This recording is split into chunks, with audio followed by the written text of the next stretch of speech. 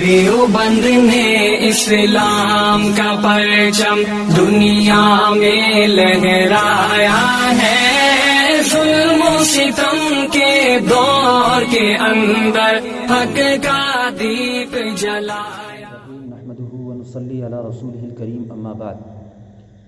معزز ناظرین کرام، حال ہی میں ایک لیپ ٹاپ بابا فاروق رضوی کی ویڈیو سننے کا موقع ملا، اور جس میں انہوں نے یہ کہا کہ علماء دیوبند کو کہا کہ یہ ان کا دوغلاپن ہے کہ یہ یزید جس نے حضرت حسین کو شہید کروایا، قتل کروایا اور اس کا سبب بنا، یہ ان کے نزدیک مومن ہے، یہ ان کا دوغلاپن ہے۔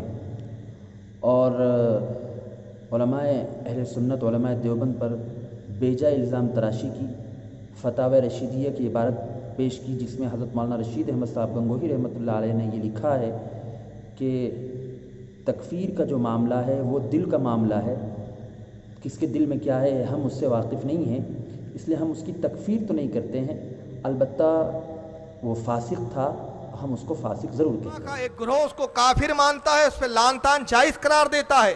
ائمہ اور علماء کا ایک گروہ اس کو فاسق و فاجر مانتا ہے، مگر مومن کوئی نہیں کہتا، اس کی تعظیم کا کوئی قائل نہیں۔ میں عرض کرنا چاہتا ہوں کہ شاید فاروق رضوی صاحب ان کو یا تو اپنے گھر کی کتابیں پڑھنے کی فرصت نہیں ہے، یا کتابیں پڑھتے ہیں لیکن کبوتر کی طرح آنکھ بند کیے بیٹھے رہتے ہیں، اس لیے ان کو کچھ سجھاؤ نہیں ملتا ہے کہ کس کی کتاب میں کیا لکھا ہے۔ جب آدمی تحقیق کرنے والا بندہ ہوتا ہے تو جو تحقیق کرتا ہے وہ مکمل تحقیق کرتا ہے، صرف یہ نہیں کہ کچھ لوگوں کی کتابیں اٹھائیں، ایک طرفہ تحقیق کی اور اٹھا کر جو چاہا بول دیا، اور روپے پیسے کما لیے، 20,000 روپے مل گئے، 25,000 روپے مل گئے، اپنی بات بن گئی، برائی ہو گئی، ختم مسئلہ۔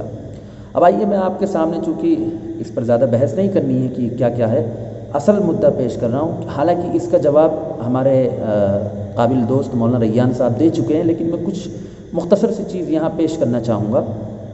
دیکھیے، یزید کے فسق پر اجماع ہے، یہ ہمارا مسلک ہے، یہی جمہور اہل علماء کا مذہب ہے کہ یزید کے فسق پر اجماع ہے۔ رہی بات اس پر لعنت کرنے کی اور اس کی تکفیر کرنے کی، اس کو کافر کہنے کی، تو اس میں اختلاف ہے۔ بعض لوگ اس کو کافر بھی کہتے ہیں، بعض لوگ اس پر لعنت بھی واجب قرار دیتے ہیں، لیکن اہل السنہ اور جمہور علماء کا مذہب یہ ہے کہ اس پر سکوت کیا جائے گا، اس کے لعن کے معاملے میں، اس کی تکفیر کے معاملے میں اس پر سکوت کیا جائے گا۔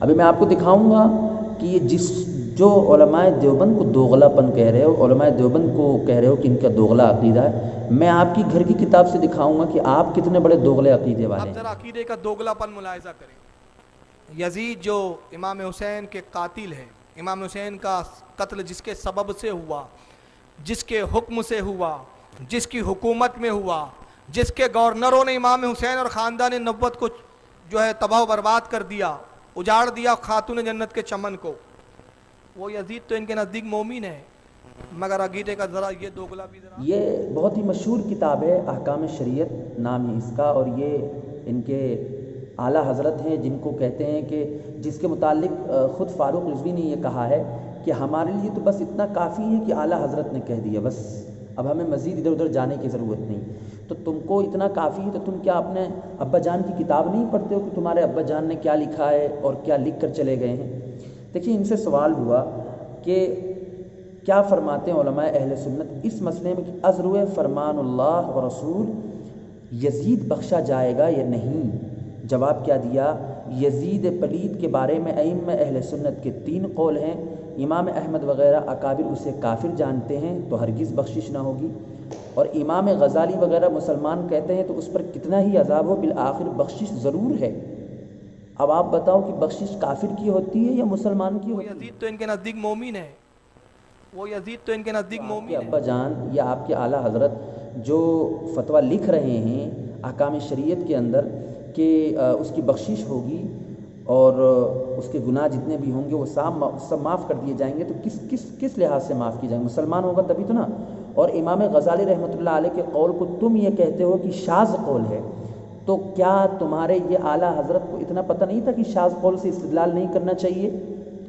الشاذ کالمعدوم، یہ تو کیا کہتے ہیں، ایک وہ ہے، قاعدہ ہے کہ شاذ جو ہوتا ہے وہ تو معدوم ہوتا نہ کے برابر ہوتا ہے، لیکن پھر بھی تمہارے عالم نے، تمہارے اعلیٰ حضرت نے، جن کو تم اپنا مجدد، اپنا پیشوا اور نہ جانے کیا کیا مانتے ہو، انہوں نے اس قول کو نقل کیا ہے امام غزالی کے، اور تم کہتے ہو کہ شاذ ہے، تو کس کی بات مانی جائے؟ تمہاری مانی جائے یا ان کی مانی جائے؟ فیصلہ امام غزالی کا جو قول پیش کیا جاتا ہے وہ شاذ، غزالی کا جو قول پیش کیا جاتا ہے وہ شاذ۔ اور ہمارے امام سکوت فرماتے ہیں، ہمارے امام سکوت فرماتے ہیں کہ ہم نہ مسلمان کہیں نہ کافر، لہذا یہاں بھی سکوت کریں گے۔ یہ صفحہ نمبر 153 یا آپ کے سامنے دیکھیے، میں پیش کر دیا ہوں، آپ کو دکھ رہا ہوگا۔ یہ ایک کتاب ہو گئی۔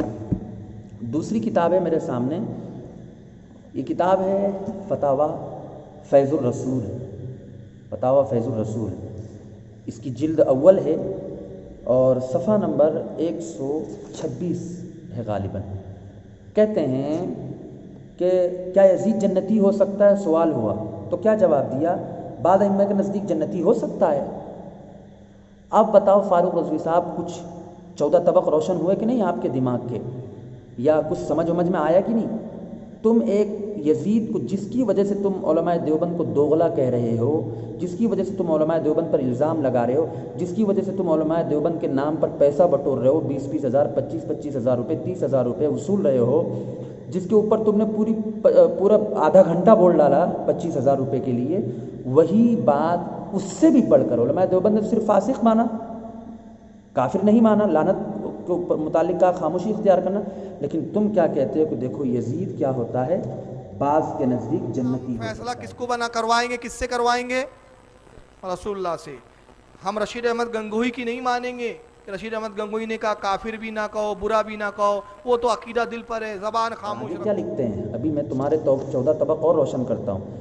کہتے ہیں تمہارے اعلیٰ حضرت کا فتویٰ لکھ رہے ہیں، کہہ رہے ہیں یزید کے بارے میں اعلیٰ حضرت پیشوائے اہل سنت امام احمد رضا بریلوی علیہ الرحمۃ والرضوان تحریر فرماتے ہیں کہ یزید پلید علیہ، پھر کہتے ہیں باجماع اہل سنت فاسق و فاجر و جرا علی الکبائر تھا، وہ جری علی الکبائر تھا۔